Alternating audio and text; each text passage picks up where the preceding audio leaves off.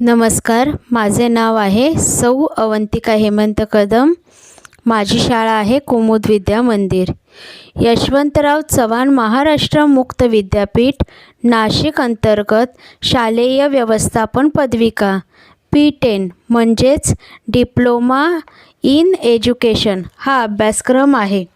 त्यातील 114 म्हणजेच 114 कार्यालयीन व्यवस्थापन या विषयाची माहिती पाहूया.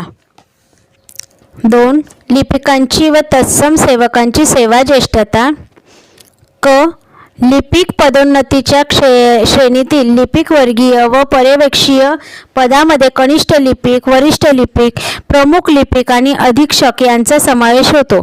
शाळेमधील किंवा शाळांमधील कनिष्ठ लिपिकांची ज्येष्ठता संबंधित व्यक्तींच्या नियुक्तीच्या तारखेच्या आधारे निश्चित करण्यात यावी.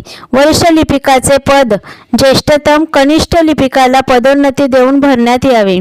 प्रमुख लिपिक, अधीक्षक ही पदे अनुक्रमे ज्येष्ठतम वरिष्ठ लिपिक आणि ज्येष्ठतम प्रमुख लिपिक यांना पदोन्नती देऊन भरण्यात यावी. 2. ग्रंथपाल. व्यवस्थापक वर्ग एकच शाळा चालवत असेल तर त्या बाबतीत ग्रंथपालाचे पद हे एकच असल्याने त्याची ज्येष्ठता सूचीकरण ठेवण्याची आवश्यकता नाही. व्यवस्थापक वर्ग एकापेक्षा अधिक शाळा चालवित असेल तर त्या बाबतीत ग्रंथपालांची ज्येष्ठता सूची नियुक्तीच्या तारखांच्या आधारे ठेवण्यात येईल. ग्रंथपाल अन्य कोणत्याही पदावर बढती मिळण्यास पात्र समजले जाणार नाही. 3. प्रयोगशाळा सहाय्यक. प्रयोगशाळा सहाय्यकाची ज्येष्ठता सूची नियुक्तीच्या तारखेच्या आधारे ठेवण्यात यावी. ह्या पदावरील व्यक्ती अन्य कोणत्याही पदावर बढती मिळण्यास पात्र समजल्या जाणार नाहीत. तिसरा मुद्दा आहे निम्नश्रेणी कर्मचारी वर्गाची सेवा ज्येष्ठता यादी. प्रयोगशाळा परिचर, नाईक, कोतवाल, ऑइलमन, यंत्रपरिचर, चपरासी, पहारेकरी, चौकीदार, सफाई कामगार, स्त्री सेवक, कामाठी परिचर, प्रयोगशाळा हमाल, उद्वाहक चालक आणि असा निम्नश्रेणी कर्मचारी वर्ग यांच्या नियुक्त्यांच्या तारखांच्या आधारे त्यांची सेवा ज्येष्ठता यादी ठेवण्यात यावी. निम्नश्रेणी कर्मचारी वर्गांपैकी कोणत्याही व्यक्ती एकतर प्रयोगशाळा सहाय्यक किंवा लिपिक या पदासाठी विहित करण्यात आल्याप्रमाणे त्याची अर्हता वाढविल्यास अशा कर्मचाऱ्याला उक्त पद भरते वेळी ज्येष्ठता सूचीतील त्याच्या क्रमानुसार प्राधान्य देण्यात यावे. तिसरा मुद्दा आहे शिक्षण खात्याशी संपर्क व त्यांचे मार्गदर्शन. शिक्षण संचालनालय पुणे विभागीय शिक्षण उपसंचालक यांचे कार्यालय, जिल्हा शिक्षणाधिकारी यांचे कार्यालय यांच्याकडून वेळोवेळी सेवा ज्येष्ठतेबाबत प्रसिद्ध होणारी परिपत्रके यांचा विचार त्या वर्षी करावा. उदाहरणार्थ अ.मा.शा. / 4188/12232/क. 14. शिक्षण संचालनालय महाराष्ट्र राज्य पुणे 1 दिनांक 15 मे 1990. विषय सेवा ज्येष्ठतेबाबत पदवी आणि STC धारण करणाऱ्या शिक्षकांची क वर्गातील परस्पर सेवा ज्येष्ठता. संदर्भ शा.प.क्र. SSM 2690/66. माशी 2 दिनांक 4 मे 1990. हा GR आहे. महाराष्ट्र खाजगी शाळातील कर्मचारी सेवेच्या शर्ती नियमावली 1981 मध्ये अनुसूची फ मध्ये सेवा ज्येष्ठतेविषयी तत्त्वे विहित करण्यात आलेली आहे.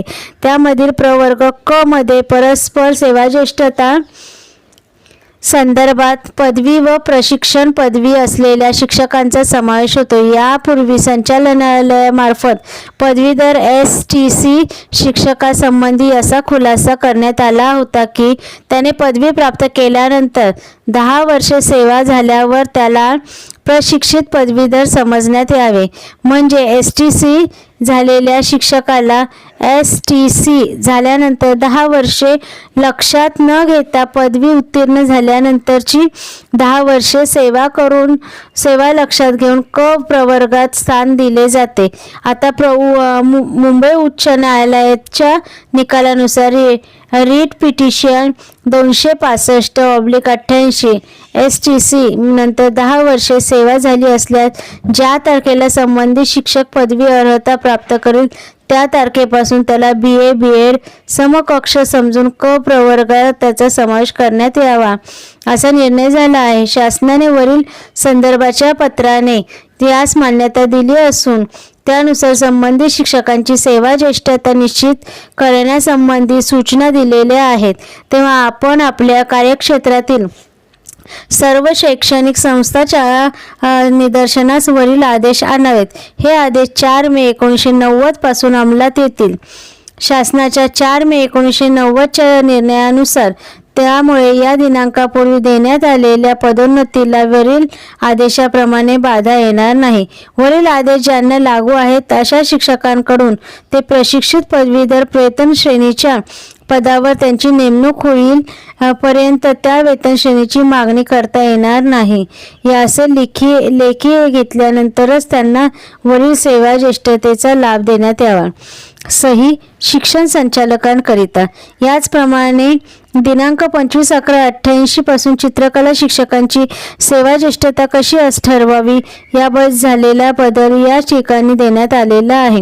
दिनांक 25 नोव्हेंबर 88 कला संचालक महाराष्ट्र राज्य मुंबई यांचे क्रमांक DOA 1088 दिन/1239 दिनांक 16 ऑक्टोबर 1988 चे पत्र GD आर्ट मास्टर डिप्लोमा पदविका डिप्लोमा इन आर्ट एज्युकेशन अशी कला यांचा क वर्गात समावेश करण्यात यावा. उदाहरणार्थ GD आर्ट DTC व DM व ATD अर्हताप्राप्त शिक्षकांचा अनुक्रमे DTC DM TD ही अर्हता प्राप्त केल्यानंतर 10 वर्षाचा अनुभव असल्यास त्याला क वर्गात समावेश करण्यात यावा.